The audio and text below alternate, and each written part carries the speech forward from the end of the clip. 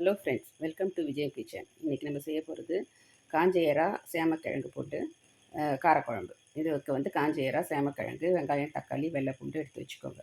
இது எப்படி செய்கிறதுன்னு பார்ப்போம். ஒரு பாத்திரத்தை அடுப்பில் வச்சு எண்ணெய் ஊற்றி வடவத்தை போட்டு தாளிச்சிக்கோங்க. அதுக்கப்புறம் வெங்காயம் தக்காளி வெள்ளை பூண்டு போட்டு தாளிச்சிக்கோங்க. அதுக்கப்புறம் காஞ்ச எறாவை கழுவி போட்டுடுங்க. போட்டுட்டு நல்லா வதக்குங்க, நல்லா சோஸ் மாதிரி வர வைக்கும். அதுக்குள்ளே வந்து புளியை கரைச்சி வச்சு மிளகாத்தூள் உப்பு போட்டு குழம்பு கூட்டி வச்சுக்கோங்க. நல்லா கரைச்சி விட்டுக்கோங்க கட்டி முட்டி இல்லாமல். அதுக்கப்புறமேட்டா இந்த காஞ்ச எறாவையும் வெங்காயம் தக்காளிலாம் வதங்கின அப்புறம் சேமக்கிழங்க போட்டு கொஞ்சம் குழப்பு போகிற வரைக்கும் நல்லா வதக்கிக்கோங்க. வதக்கிக்கிட்டு இந்த குழம்பு கூட்டி வச்சுருக்கிறோமில்ல, அதை எடுத்து அதில் ஊற்றிடுங்க. அதை எடுத்து ஊற்றிட்டிங்கனாக்கா நல்லா குழம்பு அந்த பச்சை வாசனை போகிற வரைக்கும் நல்லா கொதிக்கட்டும். அது கொதிச்ச அப்புறம் கடைசியாக கொஞ்சோண்டு மிளகு ஜீரகத்தூள் நுணுக்கி போட்டுக்கோங்க. இவ்வளவு தான் காஞ்ச எறா சேமக்கிழங்கு குழம்பு. ட்ரை பண்ணி பாருங்கள், ஷேர் பண்ணுங்கள். தேங்க்யூ.